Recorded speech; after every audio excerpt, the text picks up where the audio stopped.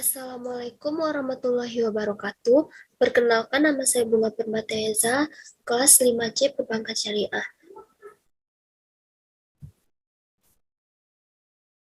Di sini saya menjelaskan tentang teori perdagangan internasional pada masa praklasik dan klasik, dibimbing oleh dosen pengampu saya, itu Wawan Dewahyudi SEMM, yang mana mata kuliah saya pada video ini adalah ekonomi internasional.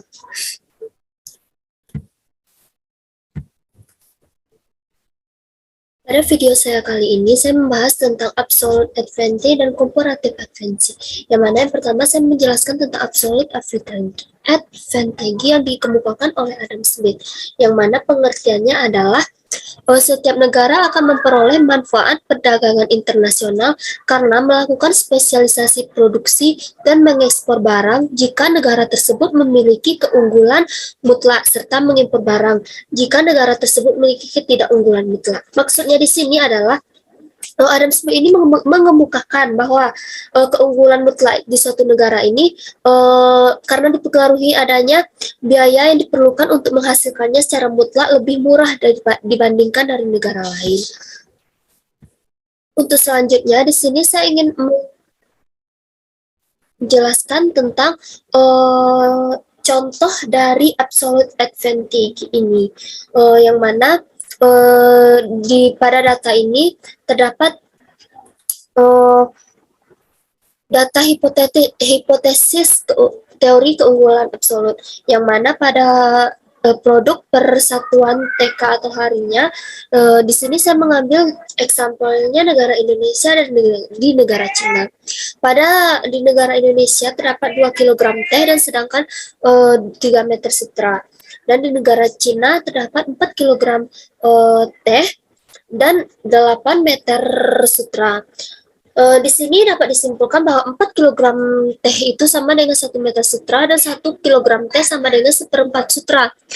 Sedangkan di Cina ini setengah kilogram teh sama dengan 1 meter sutra dan 1 kg teh sama dengan 2 meter sutra. Untuk penyelesaiannya, di sini kan ada data hipotesis dan keunggulan absolut menurut Adam Smith. Di sini diketahui produk per satuan TK atau harinya.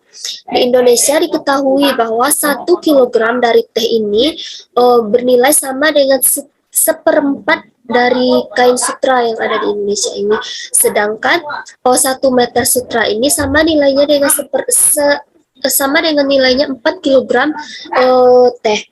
Sedangkan di Cina 1 kg teh sama dengan nilainya 2 meter dari sutra, sedangkan 1 meter sutra sama nilainya dengan setengah kilogram teh. Di sini dapat kita simpulkan bahwa 12 kg teh yang ada di Indonesia sama dengan sama nilainya dengan 3 meter sutra, sedangkan di Cina 4 kilogram teh yang ada di Cina sama dengan nilainya 8 meter sutra.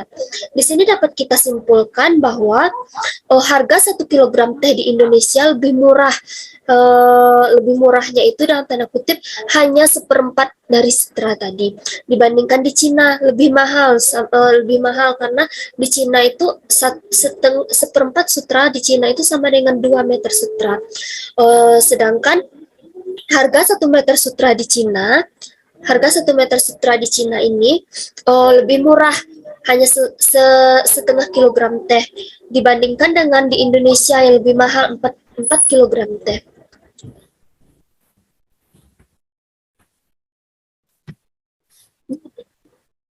Jadi di sini dapat kita simpulkan bahwa di Indonesia ini memiliki keunggulan absolut dalam produksi teh dibandingkan di Cina. Sedangkan di Cina ini memiliki keunggulan absolut dalam produksi sutra. Jadi dapat kita simpulkan di Indonesia ini lebih dominan ke tehnya daripada sutra, sedangkan di Cina ini lebih dominan ke sutranya. Untuk Untuk selanjutnya, setelah kita membahas tentang absolute advantage, sekarang kita melanjutkan tentang comparative advantage menurut Rapid Ricardo. Di sini comparative advantage ini terbagi menjadi dua, itu cost comparative advantage atau labor efisiensinya, dan production comparative advantage labor productivity-nya. Untuk penjelasannya,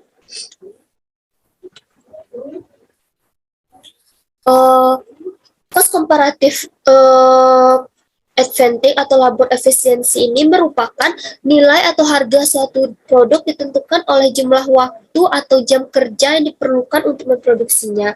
Sedangkan production comparative advantage ini, suatu negara akan memperoleh manfaat dari perdagangan internasional jika melakukan spesialisasi produksi dan mengekspor barang di mana negara tersebut dapat berproduksi relatif efisien.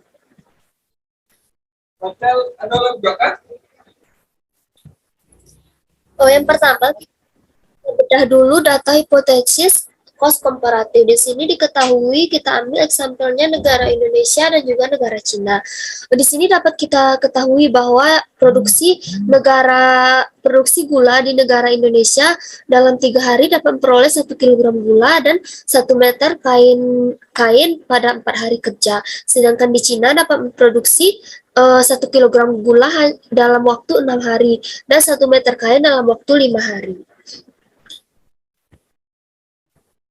Untuk penyelesaian data perhitungan cost komparatif ini kan tadi sudah dijelaskan bahwa 1 kilogram gula untuk memperoleh produksi 1 kilogram gula di Indonesia memerlukan waktu 3 hari, sedangkan di Cina 6 hari.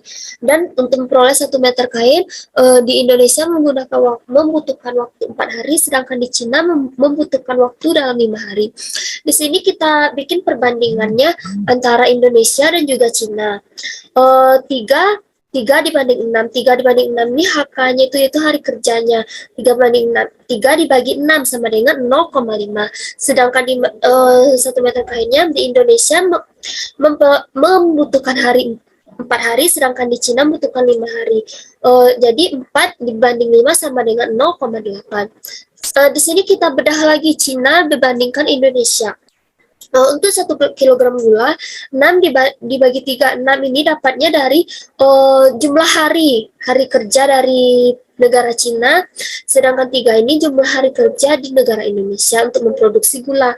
Jadi 6 berbanding 3 sama dengan 2, 5 berbanding 4 hari. Untuk selanjutnya kita membedah gains from perbandingan dari produksi di negara Indonesia. Untuk menghasilkan 1 kilogram gula berbanding 3 itu yaitu jumlah hari kerja yang ada di Indonesia, sedangkan kainnya itu 1 berbanding 4 ini adalah jumlah hari untuk memproduksi kain yang ada di Indonesia. Sedangkan di Cina 1/6 itu sama dengan 1/6. 6 ini adalah jumlah hari kerja yang ada di Cina. Sedangkan untuk memproduksi kain 1 berbanding 5 meter, 5 ini adalah jumlah hari kerja yang ada di Cina untuk memproduksi kain. Di sini dapat kita simpulkan keuntungan Indonesia, 6 berbanding 5 kain dikurang 3 berbanding 4 meter kain sama dengan 9 berbanding 20 meter. Keuntungan di Cina 4/3 kg dikurang 5/6 kg sama dengan 9/8 kg gula. Untuk selanjutnya kita membahas tentang production komparatif, yaitu satu negara akan memperoleh manfaat dari perdagangan internasional jika melakukan spesialisasi produksi dan mengekspor barang di mana negara tersebut dapat berproduksi relatif produktif. Di sini kita ambil contoh data hipotesis lapor productivity-nya, itu example-nya negara Indonesia dan juga Cina. Produksi setiap tenaga kerja per hari kerjanya. Di negara Indonesia 1/3 dapat memproduksi setiap tenaga kerja per hari kerjanya itu 1/3 kilogram gula atau sama dengan 0,3 gula. Di Indonesia dapat memproduksi gula. Sedangkan di Indonesia dapat memproduksi sutra 1/3 1/4 meter sutra, yaitu sama dengan 0,25 sutra. Sedangkan di Cina dapat memproduksi setiap tenaga kerjanya 1,1/6 kilogram gula sama dengan 0,1. Sedangkan sutra di Cina ini dapat memproduksi 1/5 meter sutra atau sama dengan 0,20 meter sutra. Jadi dapat kita simpulkan bahwa Indonesia ini lebih unggul dalam memproduksi gula dibandingkan sutra.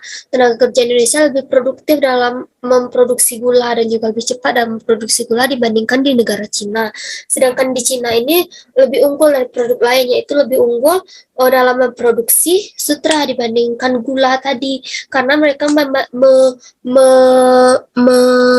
memproduksikan gula itu lebih lambat daripada di Indonesia.